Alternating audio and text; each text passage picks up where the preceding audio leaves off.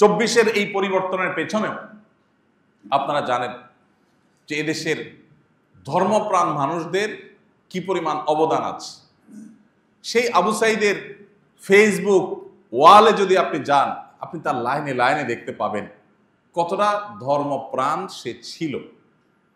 এভাবে একটা একটা করে আপনি যদি দেখেন, অগণিত মাদ্রাসার ছাত্ররা এখনো তাদের চোখ নাই, হাত নাই, পাও নাই, তারা হসপিটালের বেডে কাতরাচ্ছে।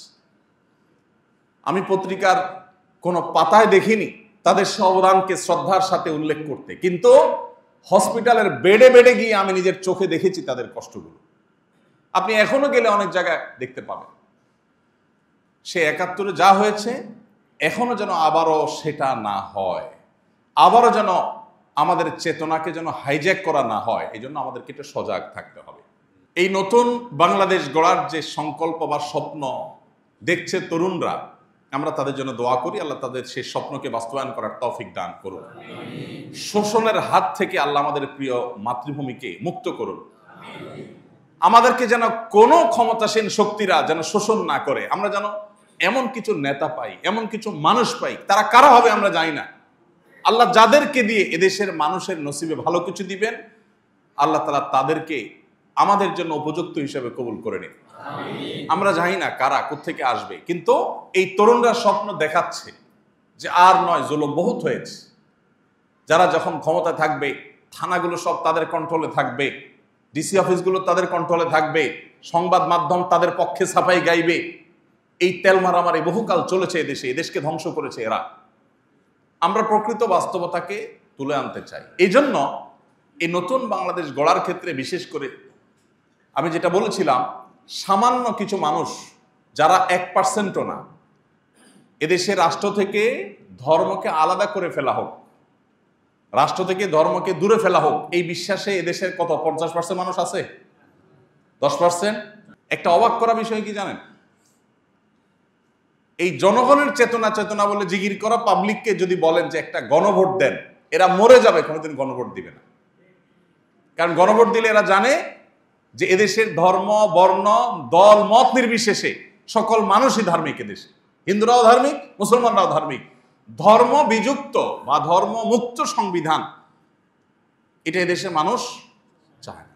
আমরা শুধুমাত্র মুসলমানদের কথা বলছি না, আমরা বলতে চাই যে আমাদের সংবিধানে এমন কোন ধারা, উপধারা যদি থাকে যেটা এদেশের মানুষের ধর্মীয় এবং সামাজিক মূল্যবোধের পরিপন্থী, তাহলে সেটা অটোমেটিক বাতিল হতে হবে। এই যে ধর্মীয় মূল্যবোধের পরিপন্থী হলে বাতিলের কথা বলেছি, এখানে আমি ইসলামিক মূল্যবোধ শুধু বলিনি। কোন ধর্মের মানুষের ধর্মীয়, এদেশে যত ধর্মের মানুষ বসবাস করে, কোন ধর্মের মানুষের ধর্মীয় মূল্যবোধ পরিপন্থী কোনো কিছু বাস্তবায়ন থাকতে পারবে না। কোনো আইন হতে পারবে না যে আইন কোন ধর্মের ধর্মীয় মূল্যবোধের পরিপন্থী।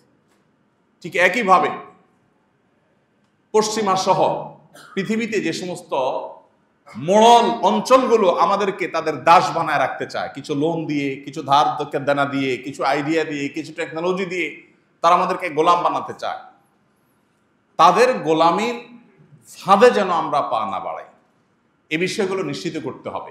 সংবিধানটাকে সেভাবে তৈরি করতে হবে এবং এটার জন্য সুনির্দিষ্ট প্রস্তাবনা ইতোমধ্যে অনেকেই দিয়েছেন, আলহামদুলিল্লাহ। আমাকেও তারা, আমি তাদের প্রতি কৃতজ্ঞ যে আমাকেও তারা নক করেছেন যে জাতীয় সংসদে উপস্থিত হয়ে সেখানে সংবিধান সংশোধন বিষয়ক কমিটিতে থেকে, মিটিংয়ে থেকে আমার প্রস্তাবনা দিতে বলা হয়েছে। আমি দেশে বাইরে ছিলাম, আমি লিখিত প্রস্তাবনা দিয়ে আমার প্রতিনিধি হিসাবে মুফতি আব্দুল্লাহ মাসুম ভাইকে পাঠিয়েছি।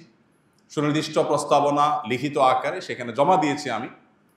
তো যেহেতু তারা আমাকে ব্যক্তিগতভাবে স্মরণ করেছেন, ডেকেছেন, আমি কৃতজ্ঞ, আমি জমা দিয়েছি। আমি আপনাদেরকেও বলবো যে অনলাইনে যে মতামত নেওয়া হচ্ছে সেখানে আপনারা সাধ্য অনুযায়ী আপনাদের মতো করে লেখেন। আমরা অর্থনৈতিক মুক্তি এবং ন্যায় বিচার নিশ্চিত করার মতো সংবিধান চাই। আমরা সেই সংবিধান চাই যেই সংবিধানে এদেশের মানুষের ধর্মীয় মূল্যবোধ পরিপন্থী কোনো কিছু থাকবে না, এদেশের সামাজিক, এদেশের সাংস্কৃতিক কোনো কিছুর সাথে সাংঘর্ষিক কোনো কিছু যেন না থাকে। এই বিষয়গুলো গিয়ে গিয়ে আমাদের লেখা দরকার। আমরা কি সেকুলার সংবিধান চাই নাকি আল্লাহর প্রতি আস্থা এবং বিশ্বাসের সংবিধান চাই, এই জিনিসটা এখানে বললে হবে না, একে গিয়ে লিখতে হবে। চেষ্টা করবো তো সবাই ইনশাআল্লাহ। এবং সেই সাথে ভাই আমাদের সজাগ থাকতে হবে। এই সুযোগ আবার কোনো কালে আসবে কিনা আমরা জানি না। অন্তত জিজ্ঞেস তো করা হচ্ছে, আমাদের জিজ্ঞেস করা হয়েছে, আমি আমার চেষ্টাটুকু তো করি। আল্লাহর কাছেও তো বলতে পারবো যে আল্লাহ আমি আমার চেষ্টাটুকু অন্তত করেছি, আমি লিখে আমার মতামতটা দিয়েছি, আমার মতামত তারা শুনেনি। আমরা বরাবর দেখেছি এদেশের 0.1%ও হবে কিনা সন্দেহ যে মানুষগুলো, সেই মানুষগুলোই ধর্মপ্রাণ মানুষদের রীতি নীতি, তাদের পলিসি, তাদের মূলনীতি সব ঠিক করে দেয়। সে ৭১ তারা করেছে, এখনো সে তারাই সরব আছে এবং তারাই করছে। আমরা আমাদের জায়গায় ভূমিকাটা সঠিকভাবে পালন করতে পারছি না। অতএব আমার মনে হয় যে আমাদের ভয়েস রেইজ করা দরকার, আমাদের কথা বলা দরকার।